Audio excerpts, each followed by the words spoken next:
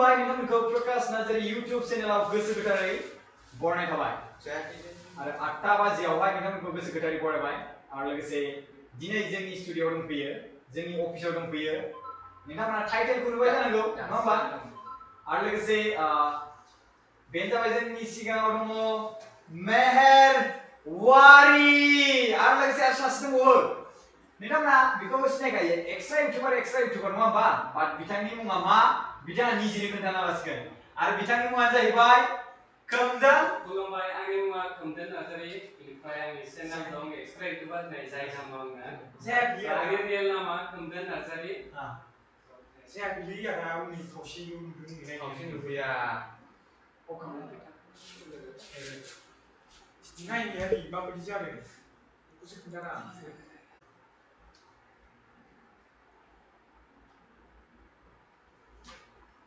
So रायजो राजाफोर दसे सम इंटाराप्ट जादोंमोन जायनि जाहोनाव लाइभखौ जोङो बन्द खालामनो गोनां जादोंमोन रायजो राजाफोर आं दायो नोंथांनि सिगाङावहाय फैफिनबाय फिन जोंहा दंफैयो जोंनि स्टुडियो आरो अफिसाव मेहेर वारी नोंथांमोना मिथिखागौ बिथांनि मिनिनाया ओरैबायदि मिलौदोना ओमफ्राय बिनि गेजेराव जोंहा दंफैयो एक्सट्रा इउटिउबार जोंहा खोमदोन बिथाङा बबेनि बेखौ खोन्थाना लानो हागोन नामा आङो कार्बि आंलंनि ओमफ्राय कार्बि आंलं लाइननि ओमफ्राय गामिया दिब्लि मासखौ माइकखौ हमनानै बुंदों नोंथाङा बेनिफ्राय गोबां मानसिफ्रानो आंखौ एक्सट्रा इउटिउबार होनबाथाय माने सिनायो इउटिउबाव बांसिनानो बेनिफ्राय आरो माखासेया आंनि रियेल नामखौ मिथिया आंनि रियेल नामा जाहैबाय खोमदोन नार्जारी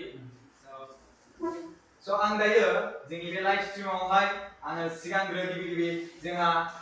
मेहेर वारी बिथांखौ जोङो आर'नाइजों बरायनाय थाबाय थेंक इउ सो माच फैनायनि थाखाय आरो लोगोसे जोंहा बेयाव खोमदोन दङ खोमदोनखौबो जोङो बरायनाय थाबाय गिबियाव थेंक इउ सो माच खोमदोन फैनायनि थाखाय अके जोंनिया बारा फेसिलिटिस गैया दै जोंना माइकआ बेफोरबायदिनो ओरै लांलाय लाबोलायसो दङ मिथिबायना दायो मेहेर वारी आरो जोंनि गेजेराव खोमदोन नार्जारी खोमदोन नार्जारी टाइटेला एखे जाहैबाय ओमफ्राय जोंहा वारी दिनै क'क्राझाराव फार्स्ट टाइम फैदोंना आरो सिगाङाव फैखांखाबाय आं बिदिनो 2-3 बोसोरनि सिगां फैदोंमोन आरो 2-3 बोसोर जाबाय क'क्राझाराव बिनि सिगां फैदोंमोन अब्लाबो माने एसेबां बेरायाखैमोन ओमफ्राय दिनै फार्स्ट टाइम फैबाय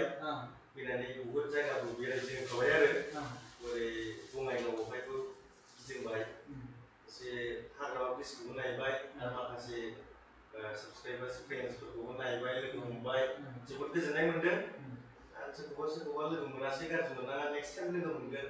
जों गोबावाव थाखानाय जागोन बेनो आरो जों मानि थाखाय फैदों नोंथाङा मानि थाखाय फैदों बेखौथ' जोंसो मिथिगौ नङा होमबा दा बेखौबो सानलायग्रा सोरखौबा सिख्ला खालामनो फैदों मा बुंनो सानो बिनि जेनेबा बिदि नङा लोगोफोर गाइस बिदि नङा बुंनानै माबा मेमेज बानायग्रा गाइस माने जोङो माने दायो मोनसे प्लेनिं खालामदों आरो जों जेसेबांनाखि बर' इउटिउबार्स दङ आरो लोगोसे फेसबुक क्रिएटर्स जों माने बयखौबो मोनसे मिटआप लानो थाखायहाय जोङो दायो माने जों माने प्रग्राम लाग्रोगोन जों रायज्लायग्रोगोन बिनि उनावहाय जों सेलेक्ट खालामनानै जोङो बयखौबो लिंहरगोन इनभाइट खालामगोन बिनि उनावहाय जोङो बे प्रग्रामखौ लागोन आच्छा नोंथाङा जे बबे जायगानि बेखौ नोंथाङा ओरैनो रायजो राजाफोरनो खोन्थाखाबायानो नोंथांनि चेनेलनि दारै नङा होमबा मिथिखायोआनो नोंथांखौ दिखियाजुलि होननानै नङा होमबा अब्लाबो बेसिकेलि नोंथांनि गामिनि सोमोन्दै एसे खोन्थानानै आङो जाहैबाय सनितपुर डिस्ट्रिक्ट आंनि जायगाया खिन्थु जोनोम गामिया जाहैबाय बाक्सा डिस्ट्रिक्टआवमोन बाक्सायावमोन मानो होनबालाय बर'नि बाहेरायाव मानो थांखो नोंलाय माने माखासे रिजननि थाखाय थांनांगौ गोनां जाबाय आरोखि ओमफ्राय दायो दा थाबाय थानाय आरो माने सनितपुर डिस्ट्रिक्ट दिखियाजुलि एरियानि सिङाव थानाय मना सेन्टारनि थानायबारियाव आरो बेवहाय आंनिया जायगा नोंथांनि गामिनि बेस्ट एकदमबारे मोजां मोननाय नोंथाङा गामियावहाय एकदमबारे नेचारेलाथ' आंना सोरगोफुरियानोसै मानि थाखाय गेमस्रि मारनायनि थाखाय गेमस्रि खोथा नङा बुस्थुआ ओरैबायदि जायो जोंथ' सब समाय बिजि थाया सब मालाबा बांसिन फ्रि टाइम जायो आं जाथ'बाय दे बे बाथ्रा आं नोंजों मोनसे बाथ्रा रायज्लायहरगोन सिगां फंबाय दं नालाय फंबायनाव इसिबां टेलेन्ट दङ एकदमबारे गोबां रायजो राजाफ्रा नोंथांखौ मोजां मोनो नोंथांनि भइसखौ मोजां मोनो नोंथाङा फार्स्टनिफ्राय मानिफ्राय सोलोंजेननाय आंनि ब्लग बानायनाय So pas ang bunuh tanggulatay जोंनि बर'नि गेजेरावथ' बारा गोबां गैखायामोन pas दा नों आदा प्रकाशन दं pas जों नावारना आगोलाव so नोंसोरनिफ्रायनो इन्सपिरेसन लादों आङो भिडिअ बानायनायखौ बेनिफ्राय रावबोथ' गैखाया नालाय बेनिफ्राय आंबो सोंबाय आंबो आदा प्रकाशन बायदि जानि होननानै so मोनसे फेसबुक बानायनो गोसो जायोना बयबो ससियेल मिडियायाव so आंबो बेखौनो लाना माने आदा प्रकाशनिफ्रायनो आङो इन्सपिरेसन लानानै आं बे खामानिखौ मावदोंमोन फार्स्ट इउटुबाव आरो नोंथाङा दा इउटुबाव जे खामानि मावगासिनो दं माबायदि मोनदों जेनेबा एसे इन्टारेस्टिं मोनदों मोनाखै मानो होनब्ला नोंखौ लोगो मोनोब्ला सोरबा खोमदों नङा होमबा नों एक्सट्रा इउटुबारनि ना स' मा बुंनांगोन Soal बेबायदि लोगो मोननायाथ' गोबां लोगो मोनो खिन्थु आङो बारा आङो ब्लग भिडिअ बानायो नालाय बेयाव आं बारा देखाया खिन्थु आङो ब्लगजों नाथाय ओरैनो लोगो मोनो जोबोर मोजां नाङो सोरबा आंथ' रावखौबो सिनाया जाहैबाय गोबां मानसि मोनो खिन्थु सोरबा सिनाय मोनैया आंखौ सिनायो नालाय बेनिखायनो माने जोबोर गोजोनो आरोना सोरबा सोरबा बिदिनो फट' खेबो एकदमबारे इउटुबार बायदिसिना नायनानै दा नों माबायदि मोनो जेनेबा इउटुबाव फैनाय लोगो लोगोनो नोंनि लाइफआ चेन्ज माबायदि एसेबाबो माबायदि जादों सेन्सआथ' गोबां सेन्स जादों आं बेफोरखौ गासिबो बुंजोबनो हानाय नङा सेन्स जानायखौ आंनि गोसोआवसो बेफोरो ओमफ्राय खामानि मावनानै आं इउटुबाव डेलि भिडिअ बानायनानै जोबोर मोजां नांदों माने सानसेयाव भिडिअ बानायनो मोनाबा आं गोसोआ गोजोना रायजो राजाफ्रा नेबाय थायो नङा होमबा स' नोंथ' एक्सट्रा इउटुबार हिसाबै नोङो इउटुब चेनेलनिफ्राय नोङो कन्टेन्ट बा बैफोर जाहाथे निउसफोरखौ होयो स' बेनिफ्राय सोरबा इउटुबारफ्रा नोंखौ कमप्लेन होआ नामा कमप्लेनथ' बेबायदि दिनैसिम रावबो होआखै जेरै आङो साननानै ला आदा प्रकाश नोंनिखौनो आङो लायो नोंथाङाबो आंबोथ' माने जेरै माने आं निउस होग्रा नालाय स' आंबो बेनिफ्राय मोजां मोनसे इनफरमेसन लानानै निउस कालेक्ट खालामनानै आङो आपडेट होनानै होयो स' नोंथांमोनाबो जोबोर मोजां मोनो आगोलनिफ्राय सापर्ट खालामदों गोबां इउटुबारानो आरो दिनैसिम रावबो जेबो बुंफेराखै आंखौ स्पेसियली आं बुंनो थांगोन नैबे खोमदोन फंबाय आरो जोंहानि मेहेर ब्रादारखौ आं स्पेसियली हांख्रायहरदों बिथांमोनखौ आरो लोगोसे दङमोन बाट बिथांमोना टाइम होनो हायासै आरो लोगोसे बिथांमोना दायो जोंनिसिम सफैनो हाबाय मेहेर वारि बिथाङा दहायनो अलरेडि बुंखाबाय बिथांनि फैनायनि खारना बाट नोंथांमोना साननो नाङा दै माबा मोनसे बिनि थाखायनो बिथाङा गिनानै बुंखाबाय बिराद गिदै बिथाङा माबा मोनसे मेमे बायदिसिना बानायजानो गिनानै स' कमेडि बा कपिल शर्मा शो बायदि आं मोनसे बाथ्रा बुंसै नोंथाङा इउटुबार जाबाय बै समाव बाट इउटुबार नङामोन नोंथाङा माब्लाबा सानफैदोंमोन नोंथाङा प्रकाश नार्जारी एबा बिएमसि रसिनि स्टुडिअ फैफिननो मोनगौमोन माब्लाबा सानफेराखै आं दिनै ओरैबायदि माने पुरा गोसोआनो बायग्लिजोब्बाय माने बाव फैनो मोननानै आं नोंजों मोगथाङाव माने फेस टु फेस लोगो मोनगोन माब्लाबाबो सानफेराखै माने पुरा बेलेग फिल खालामदों आरो गिनायबो मोनदों गोजांस्रिबाय लांबाय ओमफ्राय माने आं सानाखै जेनेबा प्रकाशबो भिडिअ होयो जों बहुत नुयो बहुत मानसिफोरबो खोनायोना खोनायाथ' खोनाखायो माबा प्रकाश नार्जारी लेभेललै रायलाया बिदि नङा खिन्थु आं दिनै माने फेस टु फेस लोगो मोनबाय जेरैहाय जों फ्रि रायलायो थ' सेम प्रकाश नार्जारी बिदिनो नो जेबो एटिट्युड बिदि होननाय गैया खिन्थु बेनि थानाय लेभेल स्टाइलफ्रा हले बेलेग लेभेल बेखौबो आं मानियो खिन्थु जेनेबा सोरखौबा नुनानै आं बेजों रायलाया बिदि थागोन बिदि नङा आरो बिराद मोजां मोनदों आं गोजोनदों जोंखौ पिकआप खालामदों थेंक इउ स' माच थेंक इउ ओमफ्राय नोंनि स्टुडिअ'आव जोंखौ बरायबाय आर'नाइ होनानै जिबनाव आं सानाखैमोन जि आर'नाइ मोनगोन नोंनिफ्राय बेबो एकदमबारे स' जों गोबां खोथा सावरायगोन बेवहाय मिथिगोना जास्ट स्टार्टिंसो रायजो राजाफोर बे इन्टारटेनमेन्टआ नोंथांमोना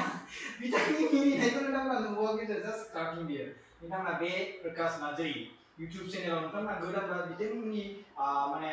बिथांनि सावरायनायखौ नोंथांमोना नायनो गोसो जाबाय थायोब्ला माने थाबाय थाबानो जाबाय जोबजासिम आरो लोगोसे नोंथांमोना गोदानब्ला चेनेलखौबो साबस्क्राइब खालामनो हागोन आरो लोगोसे गुबुन नोंथांनि लोगोफोरनो देखायनो लुबैदोंब्ला नोंथांमोना जुदि मेहेर वारि बिथांनि फेन्स बा एक्सट्रा इउटुबारनि फेन्स बा जुदि आंनि रावबो फेन्स बा नोंथांमोना एकदम फेसबुक वाट्सएप शेयार खालामनानै जाहाथे गासिबो जुथुमा फैजोबो आरो नोंथांनि कमेन्टखौ जों नुनो मोनो नङा होमबा रायजो राजाफोर मा बुङो मेहेर Yes, 100%. ओके मा बुङो yes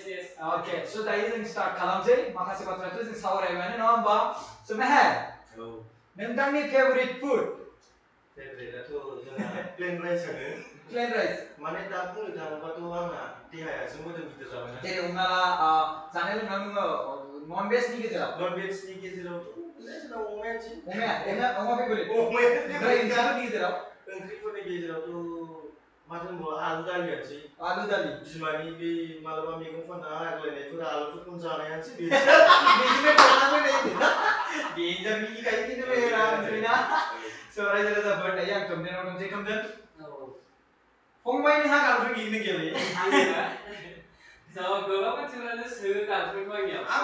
बे कुइसनखौनो पिकआप खालामनानै बेखौ लानाय जाबाय बेखौ आङो माने आंनि थाबाबो थायाबाबो आरोना आङो बेखौ ससियेल मिडियायाव लाबोनो सानाखै ओमफ्राय खोथा अके बयहाबो गावबा गाव पार्सनेल थायो खिन्थु सोंबाय आरो ना सोंबाय दं नालाय सोंनाया जेबो नङा नोंथाङा दायो इउटिउबनि अनगायै माबा मोनसे खामानि दा इउटिउबनि अनगाथ' आङो दा जेबो खामानिथ' मावथ'वाखै जानो हागौ आङो उनाव मावनो हानाय खिन्थु आं दा फरायगासिनो नामा दा आं फरायनायखौ दोनथ'दों ओमफ्राय दा इउटिउबाव नांथाबना दंथ'यो ना अके स' नोंथाङा इउटिउबाव साक्सेस जागोन बायदि नुहरदों साक्सेसआथ' जानांगौ जेरैबाबो नाजानायनि फिथाइआथ' मालाबाबो गोदै नङा होमबा गोदै मा होनोमोनलाय खस्थ' करिले माने गोदै फल मोनो नहीं कष्ट करिले मस्त হয় आंबो हारसा रोङा नालाय एसे खस्थ' जायो स' हारसाखौ रायलायनोबो नोंथांनाव बेनाव जेरै सोंदों गैगोना गैया आंना आं मिथिलालै माने सिरियासलि आरो सासे दङमोन नाथाय इन्डियाननि नङामोन आरोना इन्डियान फरेन कान्ट्रिनियावसो माने फिलिपाइन्सनिमोन 3 years रिलेशनशिप थादोंमोन आरो 3 years ओमफ्राय बाहेरायाव थांनो बाहेरायाव थांनो मोनासै रायलाय भिडिअ कल ससियेल मिडियानि दारै मोनबाय बै समावहाय एसे खिन्थानि आरो एसेबां खोथानि बै समावहाय माने पाबजि गैयामोन COC होनाय दंमोन क्लास अफ क्लेन अके बिदि मोनदोंमोन आरोखि बे जोंनि क्लेनाव दंमोन बे क्लेनावहाय जोङो लोगो मोनलायबाय जों वाट्सएप नाम्बार लाबाय फेसबुक लाबाय रायलायबाय रिलेशनशिप थाबाय ओमफ्राय 3 yearsनि उनाव बिदिनो रिलेशनशिपआ जोब्बाय हाबा जादोंमोन माने आंखौ थगायनानै seriously you naughty girl जेला हाबा जागोन बायदिनो फिलिपाइन्सनि मोनदै दा बेखौ जों जंखाय हरनो हायो आरो जंखाय हरनो बायचान्स जोंनि लाइफखौ आंनिखौ नायो सम सम बिनि बे नायना बिनि बिमाया नायो फिलिपाइन्सनि गावसिनि लेंगुवेजावहाय मोननैसो वर्ड्स रोङो आरोखि आं माने एराव हरनो गोसो जादों आरोखि उंगय चंग unggoy chongo mana जायो उंगय चंग unggi chongo mana आरो जाहैबाय गोरेल मोख्रि होननाय जायो आरो जारलासोलै मा गावसोरनिफ्राय दामाने गैसे आङो 40% खौ हाबायमोन आयौ बाब्रे बाब ओमफ्राय जेब्ला 3 years रिलेशनशिप थानाय खोथा रायज्लायबाय जाबाय नङा होमबा ओमफ्राय जेब्ला रिलेशनशिपआ बायबायना अब्ला आंबो हार्ट ब्रेक जाबाय बिनिफ्रायनो माने आंबो माने बिनि लेंगुवेजखौ मानो नांगौ मालाय लेंगुवेजखौ ना जुदि आं बेलेग बिसिनि जायगायाव थाङोब्ला बेलेग आं थांनो मोनाबा बोरै सोलोंनो माला दा द्रप दोननानै फुरा एसे बावजोबफिनबाय आरो रायलायग्राबो गैला नालाय बिदिनो इंलिस रोंबाबो बेबायदिनो रायज्लायग्रा नों थाबाय थायाब्ला बावो आरो हाजारखि नोङो डिग्री लेभेल फराया मानो मास्टार लेभेल फराया मानो बिदि आरो ना स' बिनायनायनि थाखाय थेंक इउ ओमफ्राय बिनि उनावहाय जोंहा मेहेर ब्रादारजों जों रायज्लायबाय बेजों फैबावगोन दै बिराद गोनांथार दंबावसो जोबा दानो ओमफ्राय खोमदोन फंबाय नोंनि बेस्ट ओंख्रि माने नन भेजनि गेजेराव आंनि बेस्ट ओंख्रि ना बेस्ट ओंख्रियाथ' लाफा आंना आगोलनिफ्रायनो लाफाखा बेस्ट ओंख्रिया केरासिन सरि केरासिन होनलांबाय जोंहाबो मा होनोमोन खारै खारै जागोन नामा दा बेखौ मिथिया खारै होननानै आरोना बिदिनो जागोन नामा मा खारै बानायो लाफाखौ बेखौ मिथिया खिन्थु आंनि फेभरेटआ लाफा आरो अमा नन भेजआ अमा अके नोंसा न'खराव साबेसे बिदा फंबाय आरो माने साबेसे सुबुं दं ओरैनो जोंहाथ' दा साबा आफा आइ ओमफ्राय आदा दं थार्डआव आब' ओमफ्राय लास्टआव आं फार्स्ट नाम्बाराव ओमफ्राय दा आब'आ हाबा जाहैबाय गासै टटेल साबा ओमफ्राय नोंनि देरसिन नामा ओहो आं उन्दैसो बयनिफ्रायबो उन्दैसिन देरसिन माने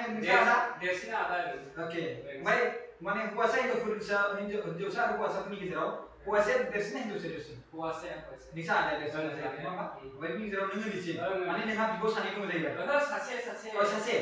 माने नोंसा न'खराव टटेल साबा ओमफ्राय साथाम नोंसोर नङा होमबा फिसाजो सासे माने नोंसा बिब' सासे एबा नोंसा आदानि बिनानाव सासे आरो नोंसा मामि आरो पापा मिन्स नोंसा आइ आरो आफा नङा होमबा अके स' ब्रादार नोंथांनि फेमिलिनि सोमोन्दै फेमिलिया जोंना आदा साथाम ओमफ्राय आदा फार्स्ट सेकेन्ड हाबा जाबाय बिनि उनाव आं ओमफ्राय आदा गिदिरनि सासे उन्दै फिसाजो सासे सेकेन्डनिबो उन्दै फिसाजो जइन्ट फेमिलि ओमफ्राय आइ बाबा ओमफ्राय दा 1 year जाबाय आदाया एसे सायाव थांबाय थांदोंमोन ओमफ्राय फैफिननायनि चान्स दं आरोखि फैफिननायनि चान्स दं आरो नोंसोर ब्रादारा नङा होमबा मेहेर बिनि अनगायै इउटिउबनि अनगायै न'आवहाय आरो मा खामानि मावो आंथ' बुंनो थाङोब्ला सिरियासलि थगायनांगौ जेबो थगायनांगौ गाइस जोंहा साहा दखान दं मोना सेन्टार मोनसे लोगो खोनागोन लोङा थांबा फैदो चावमिनजों जाहोगोन मम'जों जाहोगोन नोंखौल' थेंक इउ ओमफ्राय बिदिनो मालाबा आइ बाबाखौ हेल्प खालामो गावसोर नांगौबाथाय कल खालामखायो बांसिन सिखारनायाथ' 10टा 11टा जाखायो ओमफ्राय थांसिगोन ओरैनो फुरि सावसिगोन बिदिनो आरो माने फुरिबो जायो माने फुरिबो सावो फुरि चावमिन मम'खौ दाख्लैबो नांगौ खोमा ना सेलाथ' जासाबो ना बिराद मोजां खस्थ' बेफोरबायदिनो माने मा होनो साहा दखान आरोना साहा माने साहा हटेल बायदि आरो साहा हटेल बायदि फुरिबो मोनजायोबा नङा फुरिबो मोनजायो एसे दामियानो जाखागोन बे एसेबां दामि नङा माने दखाना रेन्टआव लानाय नालाय जोंनि मोनबा एसे मोजांसिन जागौमोन आरो रेन्ट लानायाव एसे माबा जायोना रेन्ट लानायाव एसे गोब्राब जायो ओमफ्राय बिनि गेजेराव नोंसिनि न'खरावहाय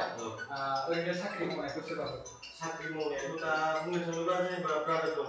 बियो जेनेबा साख्रिथ' मावा बिदिनो कन्ट्रेक्टफोर लायो वाव बेनो अके ओमफ्राय आदाया न'आवनो थायो थार्डआ चेन्नाइआव जब मावो ओमफ्राय लास्ट आदा न'आव ओमफ्राय नोंजों न' खाथियाव वेलकाम थेंक इउ सो माच जोंनि स्टुडिअ आरो जोंनि बिएम सोदोब आरो बड'लेण्ड मिशन अर्गानाइजेसन अफिससिम फैनायनि थाखाय थेंक इउ सो माच स' आरो बिनि गेजेराव जोंहा दङ खोमदोन फंबायजों खोमदोन नोंथाङाथ' इउटुबाव जइन जाबाय नङा होमबा दा बयबो मिथियो इउटुबनिफ्राय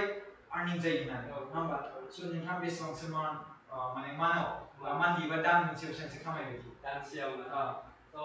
इउटुबावथ' माने कन्टिनिउ खालामनो हाबाथ' एसेबाबो रांखौथ' मोनखागोन आरो बयबो गोबाङानो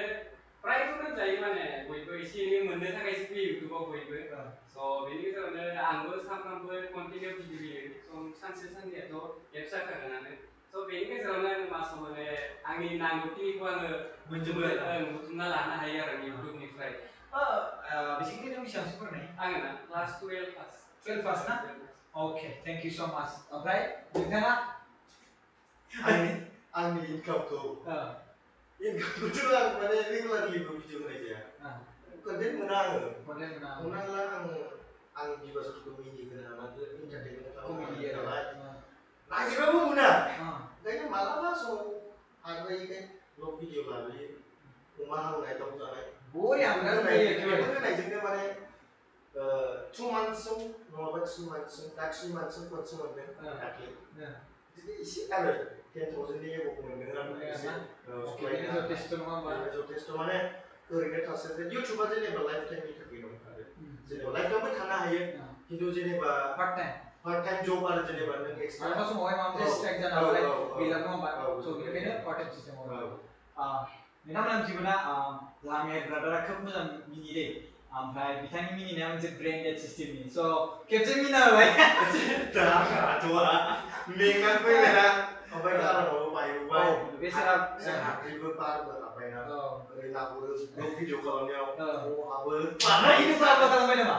आपल'ड खालामथ'वाखै नायनांगोन बिदिना इडिटिंआ दा मोनायाव सोलिगोन ओमफ्राय हायोबा आपल'ड होना गाबोन फुङाव पाब्लिक खालामना होगोन अके गाबोन फुङाव नेनानै थाबानो जाबाय जोंहा मेहेर ब्रादारनिफ्राय ब्लग भिडिअ नुगोन खोमदोना बानायगोन नामा बानायगोन नोंबो बानायदों सानैबो जाबावलायथारगोन माथो सासेया टाइमाव एसेबां आगारदों सासेया ओरैबायदि आगारदों होनलायदों आरो स' रायजो राजाफोर नोंथांमोना मिथिखाबाय जोंनि सावरायनायनि माखासे बाथ्राफोरखौ बा बिनि सिगां माखासे सावरायबावनायनि सिगां दा मोनसे ट्रेन्डिं जागासिनो दंलै आं मिथिखाबाय माने मिथिखाबाय बुंनो थाङोब्ला डाइरेक्टलि माने गोसोआव मा सानदों बेखौ बुंखानांगौ दा आं नों बुंनाय लोगो लोगो बुंनो हादों माने दायो जोंनि आसामाव बड' कमिउनिटियावहाय सबसे देरसिन ट्रेन्डिं जानानै दं फेसबुक वाट्सएपआव बे फार्स्टआव दं सोर बिसोरो दायोथ' बुंनो थाङोब्ला जोंहा जेम्स एन्ड केमिस्ट्रिजों माने कन्ट्रभार्सि जागासिनो माने गावसिनि रिलेशनशिपखौ लानानै नागारलायनायनि थाखाय बे माने दा बिराद गिदिर ट्रेन्डिं जाना दं आरोखि दा जोंहा हमना ला निउस चेनेलावबो थांगासिनो माने आंनि गोसोनिफ्राय डाइरेक्ट बुङो आरोखि माने आं सानो आरो जेनेबा जुदि इसिबां नांलायबाय थानांगौ दरखार गैयाना जेनेबा इउटुबावबो बुंनो दा माने फार्स्टआव फन जाहैबाय जों बयबो मिथिखायो जेब्ला गेम्सआ लाइभ फैदोंमोन बे समावहाय सासे बर'रा होननाय सेंग्राना सिख्ला जों मिथिया दे जों मिथिया फेक एकाउन्टबो जानो हागौ हयथ' सोरबा बिदिनो फानिबो खालामदों जानो हागौ बर'रामा सोरबा थानाय मा रियेल नेमथ' थाखायो आरो जोंनि बर'फोरनाव थ' बियो माने आंनि आन्दाजावहाय फानि टाइपनि सोंदोंमोन जानांगौ फानि टाइप सोंनायावहाय खिन्थु दाथ' बे जेब्ला लाइभ फैबाय थादोंमोन बे समाव एन्टारटेनमेन्ट जाबाय थादोंमोन पुरा फानि जाबाय थादोंमोन बे फानि जाफुनायावनो माने जों मिथिनाय हिसाबावहाय जों नुनाय हिसाबाव बे बुंफुबाय थानायावनो माने सोंबाय आदा जेम्सखौ नों गोसोखाङा अके बे समावहाय माबाया गेम्सआ एन्टारटेनमेन्ट जागासिनो ना सानैजों नोंजों आंजों एन्टारटेनमेन्ट जागासिनो हमना आंखौ सोंबाय नोंनि भिउसआ नों मेलखौ सैना सैया मालाबा गोसोजों बुंगोन मानो सैलाबायब्रा बिदि बुंगोन थ' माने बेफोरबायदि फानि बुंनायावनो आरोखि ना फानि बुंनायावहाय माने जेम्सखौहाय बै माबाजों बुंनाय जाहैबाय आंहा दायो आइफन थानायावलाय आंनो नकियाखौ मानो नांगौ माने बे बुस्थुआ फानि कुइसनमोन दै माने बे कुइसनानो माने एसे सिरियासलि जालांबाय पार्टआव नांहैबाय मानो होननानै नांगौ होनबा जों सिगांनिफ्राय नुबोदों 1 इयार्सनि सिगांनिफ्रायनो जों नुबोदों माने गेमस्रिजों जेम्सजोंहाय माने कन्ट्रभार्सि जागासिनो जाखानाय बेबो दुखु मोननानै दङ आंखौ इसेबां नोंसानि बुंलांबाय सानबाय गोसोआव पुरा दुखु मोनखागोन आं बेल' नङा जुदि आंखौबो बुङोबा आंबो दुखु मोनखागोन बे खोथाखौबा होमबा बेखायनो बियो बे खोथाखौ लानानै बेखौ रिप्ले होफिनबाय रिप्ले होदों ओरैबायदि होखादों पुरा काहानि सेस ना पुरा एकदमबारे बेबो होबाय नालाय जेम्सजों पुरा काहानि दाना मा जाखो गेजेरावहाय जों नों आं नायग्रा पाब्लिकफ्रा बिसोरनि फुल रिलेशनशिपआव मा जादोंमोन मा जायाखै बेखौ जों गासिबो मिथिजोबबाय थायो थ' लासिं सिङा सोरनि लासिं सिङा सोरनि गावसिनि थ' ओंखायनो आंनि मथे इउटुबाव जेबो गैयामोन बस सिरि थामोन फनजों कन्टेक्ट खालाम रायलाय मा जादों मा जायाखै फेमिलि मेटार खालाम फेमिलिजों रायलाय गासिबो सल्भ जाजोबोमोन खराव थांनांगौ रायलायजोबोमोन खिन्थु दा ओरैबायदि एक्साइटेड जानानै थाबाय अयथासार दा आंनाव ओरैबायदि आंनाव जेनेबा हमनानै ला आं बैसोआ उन्दै जानो हागौ खिन्थु आंनाव एसे गिदिर गिदिर मानसिफ्रा हरो सोरबा आदा जानाय आदै जानाय आयं जानाय बुङो मेहेर नोंबो मोनसे भिडिअ बानाय आं बोरै हाबदेरनो खिन्थु आं दिनै बुंदों दै लाइभनि गेजेरजों बुंदों दै आंबो सोंबाय नालाय आं हाबदेरबाय खिन्थु दा आं भिडिअ बानायनो सानाखैमोन खिन्थु लाइभनि गेजेरजों दा बुंदों आंनि मथे नोंसोरो डिसिसनखौ लानांगौ हयथ' कन्टेक्ट खालामनानै रायलायनानै क्लियार खालामनानै ला जुदि हाया दाथ' फेक मेसेज ना मा ओंखारलांगासिनो दायो माने माबा गेम्सखौ मिटिं खालामनो बायदिसिना बिदिखौ फेक ना मा जों मिथिया ससियेल मिडियायाव जि फैगोन जों बेखौ नोंखौबो सानगोन सोरबा इडिट खालामना फैदोंबो जानो हागौ जों बेखौ मिथिया खिन्थु जुदि खालामो बे नोंसिनि खोथा थाब खालाम प्रब्लेमखौ सल्भ खालामना हो गिदिर गोलावफ्रा सिगांनि जेनेबा मा होनोमोनलाय बिसिना एक्टर एक्ट्रेसनि एस'सिएसन बड' आर्टिस्ट एस'सिएसन बिसोरो थाबैनो जे जुदि बेखौ एक्सन लामादोंबा थाब खालामनानै सल्भ खालामनानै जोब्बाय जोंबो नायनो बाबाय जोंल' नङा बयबो मानसिफ्रा नायनो बाबाय ओंखायनो माने आंनिफ्रायबो बेनो गुरै खावलायहरनाय नोंसोर रिप्ले गासिखौबो बावगारजोबदो आं जेसेबां बिनि सायाव भिडिअ खालामदों बेफोरखौबो बन्द' खालामहरदो जाबाय स्टप नोंनि मथेबा मा गेम्सनि माथो साबस्क्राइबारफोरखौनो गोबां खमायनाय नुगासिनो बेखौबो लाना बिराद खालामगासिनो दा आङो डाइरेक्टलि बुंनो थाङोब्ला जेनेबा डाइरेक्टलिथ' मेगनजों नुवासै खिन्थु स्क्रिनशटखौ नुदों आरोखि ना जेनेबा बिनि जेनेबा सापर्टारफ्राथ' ओरैनिबो ओरैबो थाखायो हमना आंनिबो सापर्टार आंनाबो जेनेबा साबस्क्राइबार गैया नङा जाबाय बहुद आं बिराद गोजोनो आरो बयखौबो थेंक इउ स' माच आरोना जेसेबांनाखि आंखौ साबस्क्राइब खालामो सापर्ट खालामो थ' बुंनो थाङोब्ला जेनेबा बिनि साबस्क्राइबारखौ हमनानै ला जों दाख्लै नुदों आरो नुनायालाय बिदिनो 2000सो खमायदों बायदि नुदों आरोखि खिन्थु हाइड खालामदों आरोना हाइड खालामनायालाय खिन्थु बेखौ स्टेटासाव नुदों दै खिन्थु आंनि मेगनजों जेनेबा बिनि एकाउन्टाव थाङोब्ला दा हाइड खालामनानै दोनदों खिन्थु दा बेसेबां दं आरो जों बेखौ मिथिया लोगोफोर माने जों दा स्टेटासखौ नुनायखौबो जों बुंनो हायो आरो नोंथांनि मथेबा माखासे जिखिनि भिडिअ बानायबाय जि लाइभआव होदोंमोन नङा होमबा बेखौबो डिलिट खालामबाय बिथाङा ओमफ्राय लोगोसे आरो नेक्स्टआवहाय जेम्सआबो भिडिअखौ डिलिट खालामबाय स' दा जिखिनि जादों बेखौ नोंथांनि मथेबा डिलिट खालामनाया मोजां ना गाज्रि आंनि मथे गेमसेयाव डिलेट खालामजोबनांगौ जेसेबांनाखि गावसोरनि रिलेसनशिपखौ शेयार खालामदोंना बे एसे लासिंसिन जायो गावनिबो लासिंसिन बेनिबो लासिंसिन थ' बेनिखायनो आंनि मथे सानैबो डिलेट खालामनांगौ बेनि उनाव सलिउसन खालामो बेनि उनाव सलिउसन खालामो बास आरो बिनि गेजेराव बड' साइन आर्टिस्ट एस'सियेसना मिटिं खुंनो नागिरदोंनो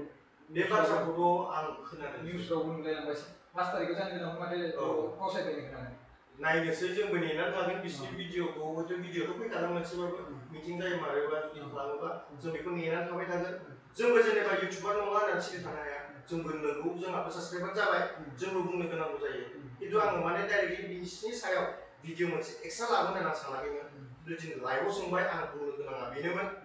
आंनिफ्राय नोंसोर सानैखौ बुङो भिडिअखौ डिलिट खालामलाय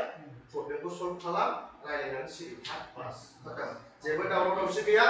दा बुंनो थाङोबा मा बुङो मानसिफ्रा बर' इउटिउबारफ्रा गासिबो नांलायबाय थायो गावजों गाव सावलायबाय थायो येस बेखौनो प्रब्लेम जाबाय मानसिफोरा आं दुखु मोनो एकदमबारे जेनेबा जोंथ' नांलाया हमना ला आंनाबो नांलायदोंमोन खिन्थु बे मोनसे समाव इउटिउबारसो खोथा नङा बेयो जोंहा मोनसे गेमिं कमिउनिटिजोंसो नांलायनाय जादों आंहाबो मोनसे समाव जादों ससियेल मिडियायाव फेसबुकआव बिराद डेन्जार फेसबुकआवसो राव माबाफोर एसेबां औ माबायाव फेसबुकआव जालाबाय ना फेसबुकआव बिराद डेन्जार बेबायदि आरो बिराद डेन्जार फेसबुकआनो बिराद डेन्जार इउटिउब भाइरेल जादोंमोन बेलेग खोथा फेसबुकनिया पुरा वर्ल्डआव बिराद डेन्जारसिन नुयो मानो होनबा इउटिउबखौ जायफ्रा नायो बिसोरो नुखायो फेसबुकआवबो बहुत मानसिफ्रा स्क्रल खालामना नुयोना स्क्रल खालामबानो भिउ जायो बेयाव बुंनो भाइरेला बांसिन जायो बेबायदि आरो स' खोमदानजों मा बुंनो सानदों नुदो निउस होलाबायो निउस इउटिउब चेनेलफोरनि आं बेनि सायाव आङो बारासो एसेबो बुंनो सानो आरोना माने खालि गावजों गाव इउटिउबारजों इउटिउबार गोबां नांलायनाय नुयोना आंबो नोंनि सायाव आसि थुनाङा नोंबो आंनि सायाव आसि थुनाङा बेनो आंनि सायाव बुंनाया दानो माने फिनिश जागोन आरो खोथाया नांलायनाया खम जागोन जोंनि बर'नि गेजेराव ओमफ्राय बिनि गेजेराव इउटिउबनि जिखिनि खोथा बेयाव बाहायगासिनो बिथांमोना जे भिडिअ जिखिनि दङ बेवहाय आपल'ड खालामो नोंनि मथेबाबो जे बेनो बिथाङा बुंबाय डिलिट खालामनांगौ नोंबा आरो माबायदि आंनि साइडनिफ्रायबो बेनो डिलिट खालामनांगौ मानोना गाज्रि नुयो जोबोद गाज्रि नुयो बेबायदि नांलायबाय थानाय आरो नांलायनाय भिडिअखौ लाखिबाय थाबा बे भिडिअफोरखौ उनावबाबो नुखागोन बेनिखायनो दानो थाबैनो डिलिट खालामनाया मोजां बेखौ एक्चुअली नोंथाङाथ' माने इउटिउब माने गासिबोखौबो नोजोर होजोबो सोर निउस होदों माया स' नोंथांनि मथेबा सोर जागायजेननाय बे बाथ्राखौ जागायजेननाय बेखौथ' आगोल बोसोरसे आगोलनियाथ' आगोल थांखाबायानो दानिखौ दाखालि साननैसो आगोलाव जेम्सआ स्टार्ट बानायदोंमोन बे गावनि साइडनिफ्राय ओमफ्राय आरो नै एबारखौसो जादोंना बेयो गेमसिनि साइडनिफ्राय जादों आरो लाइफनिफ्राय नुनायाव आरोना आरो बिनि गेजेराव जेम्सआ फैगोन बायदि होनदों स' नोंथां मथेबा जेम्सआ फैनायाव माबा मोनसे एकदमबारे दामाल खामाल खालामनो नागिरदों नामा नों जुदि बेजों कन्टेक्ट दङब्ला मिथिदोंबा कन्टेक्टखौ आं गैया ओरैनो आं गोबांजों दं खिन्थु आरो गोबांजोंनो गैया कन्टेक्टआ आं गासैनिखौबो होयो नालाय थेवब्लाबो आङो गासैजोंबोथ' कन्टेक्ट लानो हायाना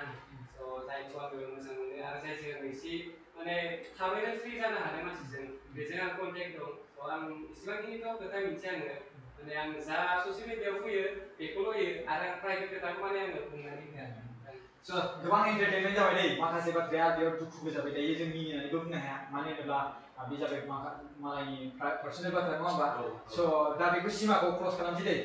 एबार मिनिनो हासिगोन एबार मिनिनायखौ जों बैजों सरजाबनांला दै रायजो राजाफ्रा बेखौ जों क्रस खालामबाय नङा होमबा एबारनिया मा जाहैबाय बर'नि गेजेराव एक्टर एक्ट्रेसफोरखौ सोर सासेखौ साबसिन मोनो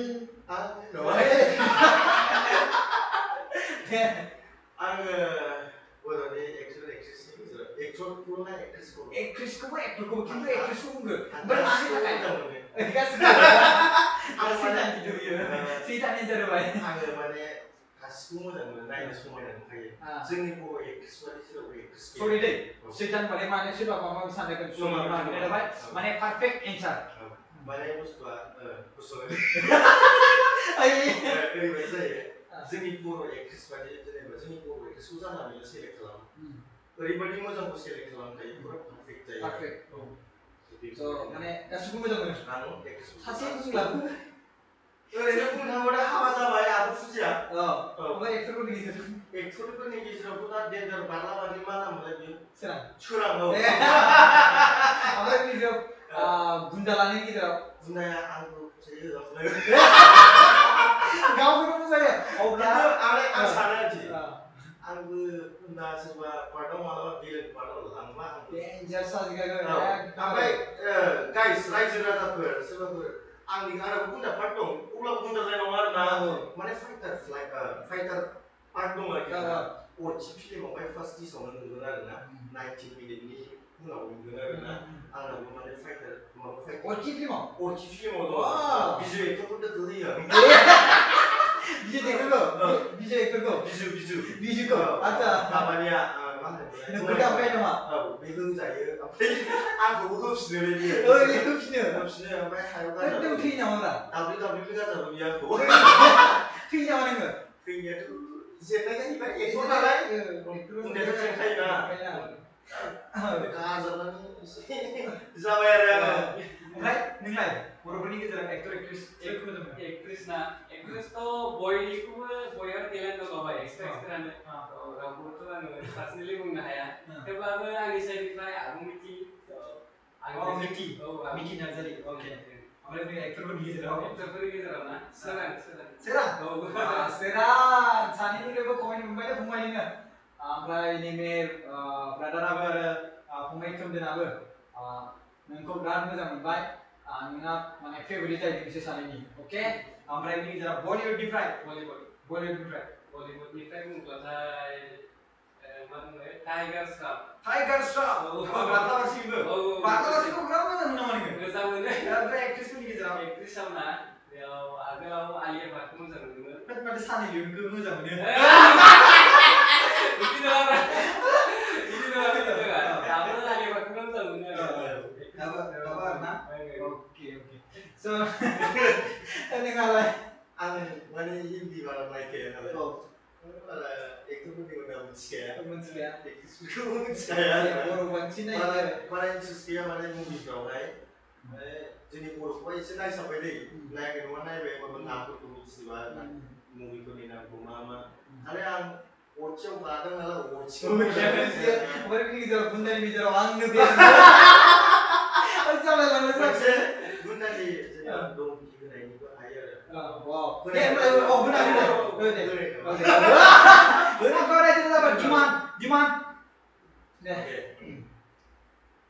आरो bukan mereka आंनि बिनानावखौ दा गोसो नों आंनि खामानिया बे दोखो होनानै आयु बाबरे माने आं गुन्दाफोर लाबाबो माने एक्ट्रेसनि बिदा जानो गोसो आरोना माने आंनि रला ओरैबायदि जाजानो लुबैयो आंनि मथे आं माने एक्टराव गोदो गोसो गैथारा ओरैबायदि बुयो आरो दामनो गोसो गैया नामा दामनो गोसो हरनो गोसो गैया माने आंनि बिनानावा एक्ट्रेस नालाय एक्टरनो हरानो बे लोगोआव बेबायदि बुना हरो बे लोगोआव बुना हरो आरोना बेबायदि माने आं जेनेबा रल मोनबा बिराद गोजोननाय मोनगोन आरोना जागोन दे फिउचाराव माबा मोनसे साइख्लांनाय लाङो आरोना अके स' खोमदान इउटुबनि बागै नों मिथिजोब्बाय आरो भिडिअ बानायनायबो जाबाय नोंथांनि स्टार्टिंनि जि इन्ट्र' अननानै ओरैबायदि लाइफआव बुंनायबाथाय एसे नार्भास जायो ओरैनोबाबो आङो आदा प्रकाशनि खाथियाव फैनानै बहुत नार्भास जाखादों जेबो नङा दे बेखौनो एसे दा बुंनो हागोन एसे आंना हां गोलाव लानांगौ जायो आरो थानायनि पजिसन माइकखौ होनो नामा नोङो निजे माइकखौ एसे फिल होगोन नामा दे एक्सट्रा इन्ट्र'नि extra So welcome back again to Vegetan Fitness Show. Ini angka mencintai nih kasih produk Vegetan dari wisata lama rental seperti ini सबसे fast news di Friday. So benar mana itu pas opening ya? Oke. सबसे fast news जाहैबाय दिनैनि दिनावहाय मेहरबारी आरो प्रकाश नार्जारी आरो लोगोसे खोमदोन नार्जारी जयैनो बेयावहाय मा होनोमोनलाय मोगा-मोगि खालामदों इन्टारटेनमेन्ट खालामदों सावरायलायदों खोब बाथ्रा मिथिबावबाय आं बेखौसो मिथिबावनो लुबैदों आं माबा मोनसे बावबाय नामा नोंनाव सोंनो थाखाय गोसो गुदुं जाना दं आङो एकदबारे माबा मोनसे बावबाय नामा एकदबारे नों होखावखायो नामा बैखौ होखावखायो नामा बैखौ होखावखायो नामा बैखौ माने ओरैबायदि सिरियासलि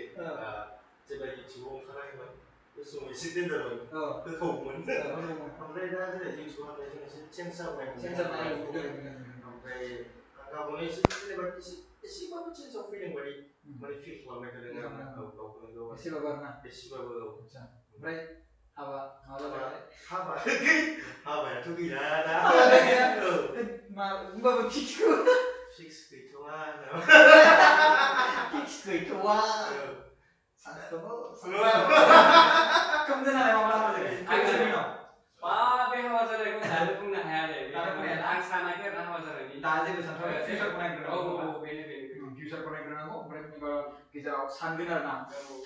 स' आरो माबा मोनसेफोर बाथ्रा जों सावरायबावनो दङ आंसो नोंनाव सोंनो लुबैदों दे सोंदो गिबियावनो बयखौबो खुलुमहरनाय थाबाय बिएम सेभेननि जानानै गाइस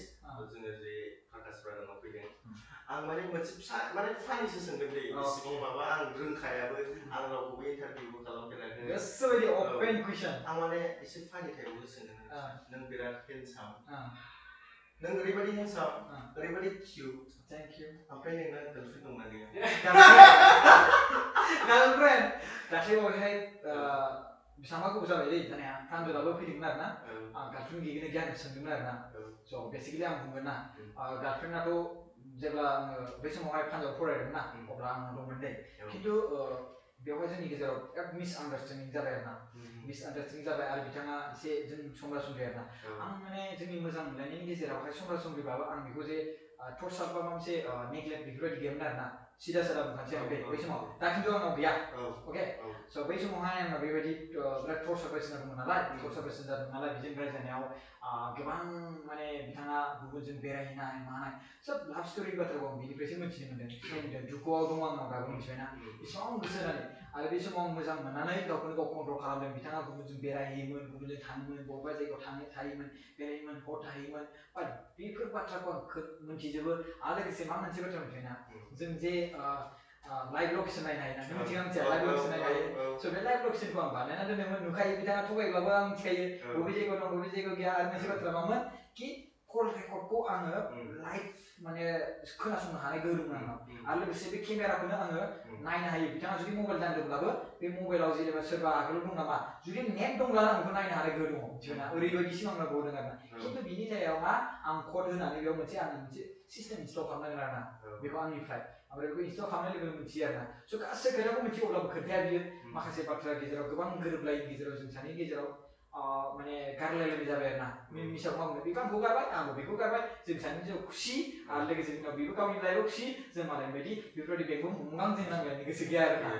गावबो मिलायाखै नङा होमबा गावनि लाइफआव मिलायाखै मोनसे बाथ्रा बेनोखि आं बेखौसो बिराद दुखु मोनो आरोना कि बिथाङा आंखौ गोबां नेग्लेक्ट होनानै आंनि न'खरनि सोमोन्दै गोबां नेग्लेक्ट आं ओरैबायदि गैजारोङै बायदिसिना होननानै बिराद मुगैमोन आरो बेल'सो बे बाथ्राखौ बिराद गाज्रिमोन आरोना बे बाथ्राया खिन्थु आंनाव दायो बेनो बाथ्राया कि सिगाङाव दंमोन आंनाव गार्लफ्रेन्डआ बयनावबो थायो नङा होमबा नोंनावबो दंमोन ना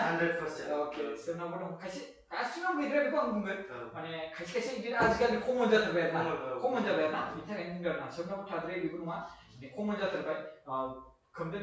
फंबायनावसो गैगोना गैया बेखौ मिथिला दंमोनदां सिगां बे आं बेखौ बुंथ'ला दे सिक्रेट आरो खिन्थु जों सानना लाबाय दंमोन ओमफ्राय बिनि गेजेराव दा बिनि फिननाया बेनो कि सिगाङाव दंमोन ओमफ्राय जोंनि गेजेराव मिसआन्डारस्टेन्डिं जाबायमोन बिनि गेजेराव दायो आंनियाव बेबायदि आरोना बाट खुनु ट्राइ खालामनो नाजानाङा आरो बेल'सो बाथ्रा दा लाइभआव फकास खालामदों आरोना ओमफ्राय बिनि गेजेराव आं जेब्ला जायो निजेनो नायनानै थांगोन आं जेखौ मोजां मोनदों रायज्लायगोन दङब्ला दं गैयाबा गैया नायनानै हाबा खालामनाय बोरै मोनलाय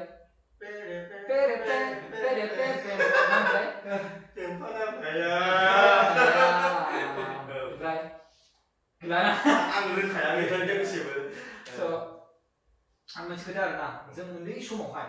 गोबां दुस्थ' खामानि मावो सबसे बेस्ट गोसोआव थानाय मा दुस्थ' खामानि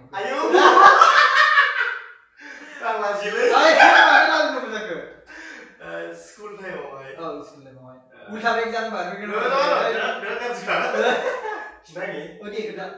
सिरियासलि बे 100% सैथो आरोना दाबो आंनि लोगोफ्रा आंखौ रागा जोङो गोसोखाङो आरोखि स्कुलाव जिरायोना बेन्सआव क्लास 3 ना 1 2 4 जागौमोन खोमा माने खिफिनानै आखायाव हमथुमनानै माने जेनेबा आं खिफिबायना बे गथ'खौ होसिगोन बेबायदि गाज्रि हुदा दंमोन आरोखि ओमफ्राय बेल' नङा माने गुमखिल' दोनदोंमोनहाय 그래 궁그레고 자그래요. 궁그레고 किन्तु 어디 좀 ओरै 감나. ओरै लावनाय गैया औ आंनाव बिदि जाफेराखैमोन जानायालाय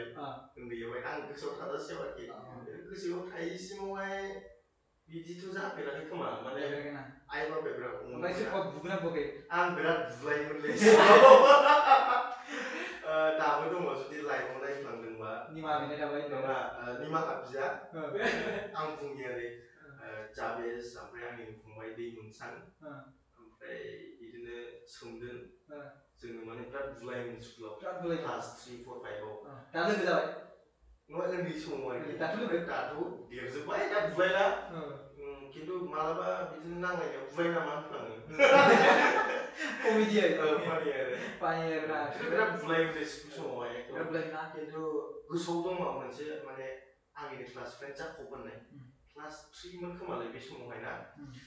बे समाव नेल काटार थायोना नेल काटारावथ' देगार बायदि थायो बेजों जाखब होननायखौ थुदोंलै नै आं थुवाखै आंनि लोगोआ बेलेगा थुदों बाव हाबदों फुरा ओमफ्राय दा दागो थाबाय गब्लंदोंना गब्लङाखै गोबां जास्ट एसेल' थादों आरोखि ना एकदमबारे बेयाव माने गब्लंखादों आरोखि ओमफ्राय दा नोंथां उनावहाय दा बे जाखब होननायखौ आङो दा मिथिला नुला जों आं क्लास 5 आवनो फैदों ना सनितपुरावहाय जोंना पार्किजुलियावमोन भुटान बर्डार औ पार्किजुलि बाक्सानि ओरैनोथ' नोंथांनियाव बिनानाव गैया ओमफ्राय आंना जोंना रावबो न'आव हिनजावसा गैया हौवासाफोर गोजा बुलायनाया बेसेबां आं सोंनोसो नागिरदों बेखौ बिनि थाखायनो सोंग्रोखादों आङो माया नोंसोर बिदा फंबाय बेसेबां खेबैसो बुलायो बेसेबांसो बुलायखो आयौ नंखायखौ मा होनो गाज्रि मोनगोन आदाया खिन्थु आदामोनखौ बुफ्लांबाय आरो एसे मालाबा ओरैथिन नालाय आंखौ बुफिना अननानै बुलायनायालाय बिराद बुलायोमोन अके जों मैया जों गोबां रायज्लायबाय दे बिदिना दायो जोङो थांगोन खोमदोनसिम नोंनि बिब'जों बुजाफेरगोन नुफेराखै आब'जोंना माखासे उन्दैयावथ' दुस्थु मावनायनि एसेबां बुजाखागोन एसेब्लाबो बेनिफ्राय आइजों बुजानाय गोसोआव गैया आदाजों गैया आबाजों गैया आब'जों एसे आरो माने मोननैसो दुस्थुआव ओमफ्राय बिदाफोरजों आदाजों गैया आरो नांलायनायबो गैया आदाजों आइजों राव अनखायोना आरो बिथांमोना हाबा जाबाय जायाखै आदाया हाबा जाबाय आब'बो हाबा जाबाय दा साबैसे दंबावो हाबा जानाय रावबो गैला आंल'सै दा नोंल' जाया हाबा जानो औ आच्छा आंनि थाखाय लामाया फ्रि आरो दासानदिसो लामाया फ्रि बिनि थाखाय मिथिबायना सोरबा खारसोमनोबा खारसोमनो स' गोबां बाथ्रा सावरायबाय जोङो बिनि गेजेराव जों माखासे बिराद माने जायफोर उन्दै समनि बाथ्रा बेखौबो जों रायज्लायबाय दे नङा होमबा बैसागु मा बुङो ओमफ्राय बिनि गेजेरावहाय जायफोर बाथ्राखौ लानानै जों नोंथांनि गोसोखौ हार्ट खालामदोंबा जों गोसो गोथार निमाहा बिनाय जायो बाट माबा बुंखे माबा बुंग्रायनि बाथ्रा रायज्लायदोंब्ला बेफोर फानि दै बेखौ सिरियास लानो नाङा माबाफोर सिरियास जादों नामा बेवहाय सिरियासथ' आं जेबो मोनाखै आंनि जेसेबां आं फानिखौ होखादों फानि इन्टारटेनमेन्ट जेनेबा उन्दै समावथ' बेफोरखौ खामानिखौ मावखायो जायब्लाबो आरो उन्दै बैसोआव गाम'लिया मानसि जों गामियारि मानसि 100% उन्दै बैसोआवहाय दुस्थ' मावखायो अके ओमफ्राय नोंहाबो माबा मोनसे रायजो राजाफोरखौ बुंनो माबा मोनसे आंनि साइडनिफ्राय ना स' फार्स्टआवनो आङो रायजो राजाखौ बुंनायनि आगोलावनो आदा प्रकाशखौ बुंनो सानो आङो स' नोंथाङा माने गावनि बिएम सोदोब चेनेलनि स्टुडिअ लाबोनायनि थाखाय जोबोर जोबोर साबायखर गोसो गोरबोनिफ्राय स' आं बेखौनो बुंनो सानो आरो जाखिनि दा आंखौ माने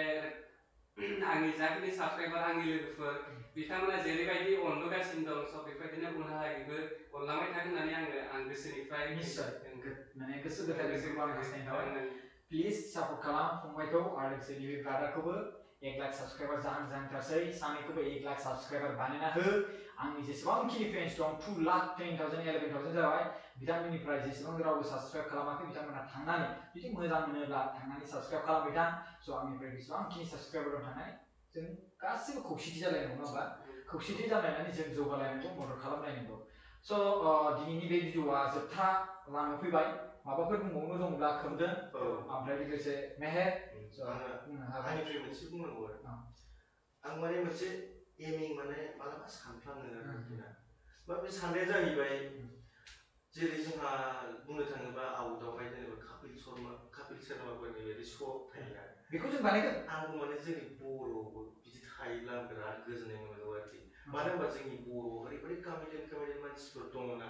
नट अनलि फैलामेन्टल' दा बुं बिनि बांसिनबो कमेडियान दङ नाथाय बिसोरनि टेलेन्टखौ जों दासिमबो नुवाखै खना दङ आरोखिना खिन्थु दायो जों माबायाव फैनाय हिसाबै मा होनोमोनलाय बेखौ भिडिअ'आव फैनाय हिसाबै फिल्माव फैनाय हिसाबै दा जों नुनो मोनो नाम्बार 1 टप आरो बिसोर सानैया फैलाय मेन्डेला बिथांमोना सानैया एकदमबारे माने नाम्बार 1 आव दङ खिन्थु आंथ' नाम्बार 1 नुनाय हिसाबैथ' मेहेरखौसो नुगासिनो आं सानो आरोखि ना नोंथांखौनो जाज खालामनांगौ माने बे सिद्धु पाजिनि जायगायाव नोंखौनो जिरायहोनांगौ नङा होमबा माने आं सानो आरोखि ना आंबो माने बेखौ गोसोखाङो आरोखि जेन जोंनाबो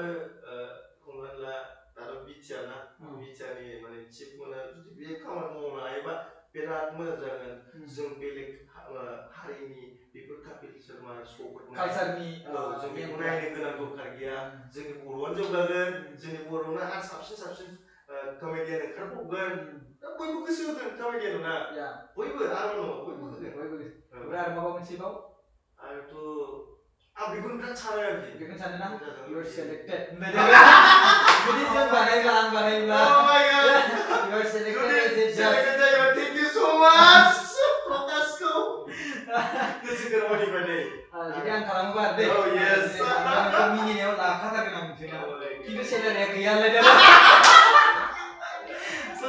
बेनिफ्राय माबा मोनसे लास्ट माबाफोर बुंनो दङ नामा आंनिफ्रायथ' दा बुंनो नायसै टारगेटआ ओके बेनो जाबाय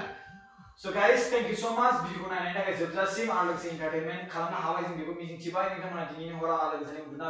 उन्दुनानै गाबोन फुंनि समावहाय गाबोन जिखिनि खामानि दङ बेफोरखौ मावजोबनो हानाय दिनै सिमां नुदों साक्सेस जाथों नङा होमबा आरो लोगोसे सिमांनि बारै दिनैनि गुड नाइट गुड बाय बिनि सोमोन्दै बुंदो गोसो गोरबोनिफ्राय बयखौबो खुलुमनो जासिहरबाय खनसेबाव लोगोफोर आरो बिसिबाङैनो नायगासिनो दायो बयबो मोजाङै ओंखाम जाखांबायबा बयफोर जादो जाखांनायनि उनावहाय आराम उन्दुदो एन्ड गुड नाइट बयखौबो एन्ड थेंक इउ स' माच जोंनि लाइभखौ ब्रादार प्रकाशनि लाइभखौ नायनायनि थाखाय थेंक इउ स' माच थेंक इउ आरो आंनिसिमबो बयनिसिमबो गुड नाइट स' गोजोन हर नोंथांमोना माने दिनै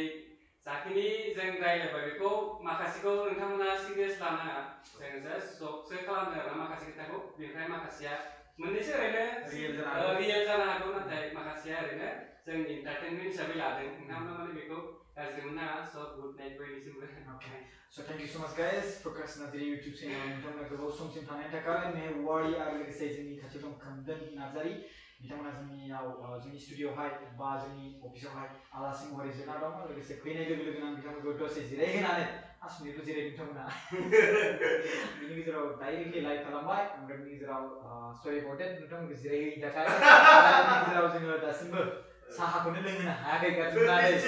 डाइरेक्ट जों ओंखामसो जाखानोसै मिथिबायना direct ओंखामसो जाखानोसै so thank you so much guys भिडिअखौ नायनायनि थाखाय bye bye thank you so much जय बर' हारिनि thank you okay so बेवहाय जों लाइभखौ बन्द' खालामनाय जासिगोन दे